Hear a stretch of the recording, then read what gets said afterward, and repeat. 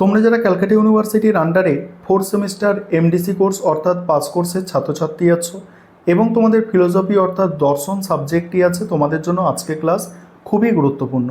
আজকে ক্লাসে তোমাদের সিসি 4 এবং সিসি 5 এই দুটি পেপার থেকে 100% কমনযোগ্য সাজেশান নিয়ে আলোচনা করব। প্রথমে তোমরা সিসি 4 থেকে সাজেশান দেখো। সিসি 4 দেখো 10 নম্বর এবং 15 নম্বরের জন্য যে প্রশ্নগুলো তোমাদের তৈরি করতে হবে। প্রথম প্রশ্ন, সমাজ দর্শন কাকে বলে? সমাজ দর্শনের প্রকৃতি ও পরিধি বিস্তারিত আলোচনা করো। পরের প্রশ্ন আছে রাষ্ট্র দর্শন কী? রাষ্ট্র দর্শনের প্রকৃতি ও পরিধি আলোচনা করো। তারপরে সমাজ দর্শন ও রাষ্ট্র দর্শনের মধ্যে সম্পর্ক আলোচনা করো। পরের প্রশ্ন হচ্ছে কাল্পনিক সমাজতন্ত্র কাকে বলে? কাল্পনিক সমাজতন্ত্রের মূল বৈশিষ্ট্যগুলি বিস্তারিত আলোচনা করো। তারপরের প্রশ্ন, সামাজিক পরিবর্তন বলতে কী বোঝো?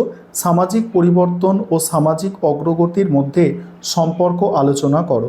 পরের প্রশ্ন হচ্ছে মার্ক্সীয় তত্ত্বে মার্ক্সীয় শ্রেণী তত্ত্ব বা মার্ক্সের সামাজিক শ্রেণীর ধারণাটি বিস্তারিত আলোচনা করো। পরের প্রশ্ন পরিবারের সংজ্ঞা দাও। পরিবারের বিভিন্ন রূপ বা প্রকারভেদগুলি আলোচনা করো। নেক্সট আছে একটি রাজনৈতিক আদর্শ হিসাবে গণতন্ত্রের প্রকৃতি ও গুরুত্ব মূল্যায়ন করো। তারপরের প্রশ্ন, ধর্মনিরপেক্ষতা বলতে কী বোঝো? ধর্মনিরপেক্ষতার প্রকৃতি বিশ্লেষণ করো। তারপরের প্রশ্ন হচ্ছে জাতি বলতে কী বোঝো? জাতিভেদ প্রথার মূল নীতিগুলি আলোচনা করো। নেক্সট আছে ব্যক্তি ও সমাজের সম্পর্ক বিষয়ে ভাববাদী মতবাদটি সবিচার ব্যাখ্যা করো। নেক্সট হচ্ছে সমাজ কি, সমাজের প্রকৃতি বিস্তারিত আলোচনা করো।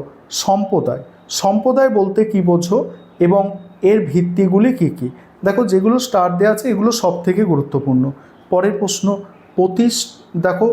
প্রতিষ্ঠান বা অনুষ্ঠান বলতে কী বোঝো? সংঘ ও প্রতিষ্ঠানের মধ্যে পার্থক্য। গণতন্ত্র কাকে বলে? গণতন্ত্রের বিভিন্ন প্রকারভেদগুলি আলোচনা করো।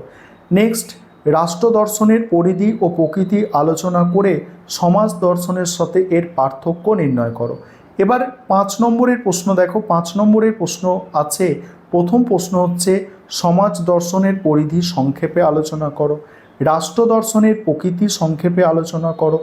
সামাজিক অগ্রগতি বলতে কী বোঝো? কাল্পনিক সমাজতন্ত্র বলতে কী বোঝো? গণতন্ত্রকে একটি রাজনৈতিক আদর্শ হিসাবে কিভাবে গ্রহণ করা হয়?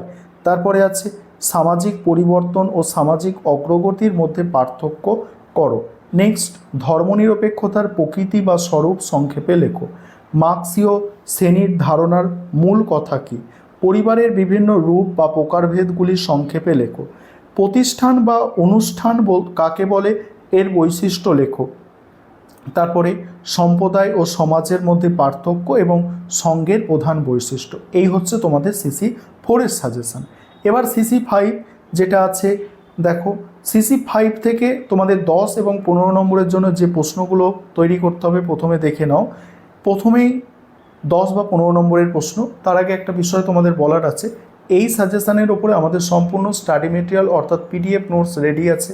তোমরা যদি কেউ স্টাডি মেটেরিয়াল পারচেস করতে চাও অবশ্যই তোমরা স্ক্রিনে দেওয়া নম্বরে যোগাযোগ করতে পারো। দেখো প্রথম প্রশ্ন, বাচনিক জ্ঞানের আবশ্যিক এবং পর্যাপ্ত শর্তগুলি কী কী এবং সবল ও দুর্বল অর্থে জানার মধ্যে পার্থক্য লেখো। তারপরে কোন বিষয়ের ধারণা থাকার বলছে, কোনো বিষয়ে ধারণা থাকার শর্তগুলি কী কী এবং হর্সপার্স অনুসরণে তা আলোচনা করো। পরের প্রশ্ন হচ্ছে সত্যতা সম্পর্কিত সংশক্তিবাদ সবিচার ব্যাখ্যা করো এবং এটি অনুরূপবাদ অপেক্ষায় অধিক গ্রহণযোগ্য কিনা আলোচনা করো। তারপরে আছে বিশ্লেষক ও সংশ্লেষক বচনের মধ্যে পার্থক্য কী এবং হর্সপার্সের মতে এই পার্থক্য কি গ্রহণযোগ্য, যুক্তিসহ আলোচনা করো। নেক্সট আছে পূর্ব সিদ্ধ ও পরতসাধ্য বচনের মধ্যে পার্থক্য করো এবং পূর্বত সিদ্ধ সংশ্লেষক বচন কি সম্ভব তা কান্ট ও হর্সপার্স অনুসরণে আলোচনা করো। পরের প্রশ্ন আছে বৈজ্ঞানিক ব্যাখ্যার প্রধান শর্তগুলি কী কী এবং বৈজ্ঞানিক ব্যাখ্যা ও অবৈজ্ঞানিক ব্যাখ্যার মধ্যে পার্থক্য নির্দেশ করো। নেক্সট আছে নিয়ম এবং তত্ত্বের মধ্যে সম্পর্ক কী এবং বৈজ্ঞানিক তত্ত্ব কিভাবে প্রতিষ্ঠিত হয় তা আলোচনা করো। তারপরে আছে দেখো কারণতার নীতি কি পূর্বতঃসিদ্ধ না পরতঃসাধ্য, তা হসপার্সের অনুসরণে বিশদে আলোচনা করো।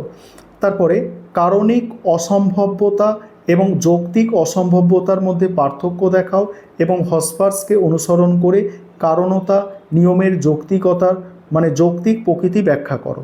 নেক্সট আছে দেখো আরোহের সমস্যাটি ঠিক কি বলছে, ঠিক কি এবং হসপার্স এই সমস্যার কি গ্রহণযোগ্য সমাধান দিয়েছেন তা আলোচনা করো।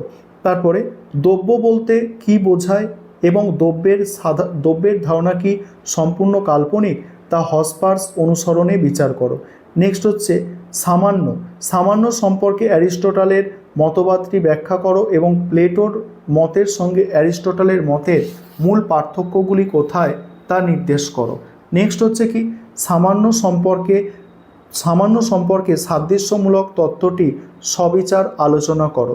নেক্সট হচ্ছে কি জড় ও প্রাণ সম্পর্কে যান্ত্রিকতাবাদ এবং এর উদ্দেশ্যবাদের মধ্যে মূল পার্থক্য আলোচনা করো এবং কোন মতবাদটি অধিক যুক্তিসঙ্গত তা বিচার করো। সরল বাস্তুবাদ কাকে বলে এবং এই মতবাদের মূল ত্রুটিগুলি কি আলোচনা করো। তারপরে দেখো সমালোচনাপূর্বক অভ্যাসবাদ ব্যাখ্যা ও বিচার করো। এবার 5 নম্বরের প্রশ্ন হচ্ছে জানা শব্দটির বিভিন্ন অর্থ উদাহরণসহ ব্যাখ্যা। সত্যতা সম্পর্কিত সংসক্তিবাদে সংসক্তি শব্দের অর্থ কী। সব লাল বস্তু রঙিন এই বচনটি কি পূর্বতঃসিদ্ধ সংশ্লেষক, তা মানে সপক্ষে যুক্তি দাও। পূর্বতঃসিদ্ধ এবং পরতঃসাধ্য বচনের মধ্যে পার্থক্য উদাহরণসহ নির্ণয় করো। তারপরে আছে দেখো কারণিক অবসম্ভাব্যতা ও যৌক্তিক অবসম্ভাব্যতার মধ্যে পার্থক্য দেখাও। সরল বস্তুবাদের মূল বক্তব্যগুলি সংক্ষেপে আলোচনা করো। ভাববাদ ও অভাববাদের মধ্যে পার্থক্য, সবল ও দুর্বল ভাববাদের মধ্যে পার্থক্য সংক্ষেপে ব্যাখ্যা করো। তারপরে আছে দেখো অভাসবাদের মূল বক্তব্যগুলি সংক্ষেপে লেখো। বোধ ও অনুভব শব্দটি বিভিন্ন অর্থ উদাহরণসহ ব্যাখ্যা করো। সামান্য সম্পর্কে সাদৃশ্যমূলক তত্ত্বটির মূল বক্তব্য কী। নিয়ম ও তত্ত্বের মধ্যে মূল পার্থক্যগুলি সংক্ষেপে আলোচনা করো। এই হচ্ছে তোমাদের টোটাল 2 পেপারের কমপ্লিট সাজেশান।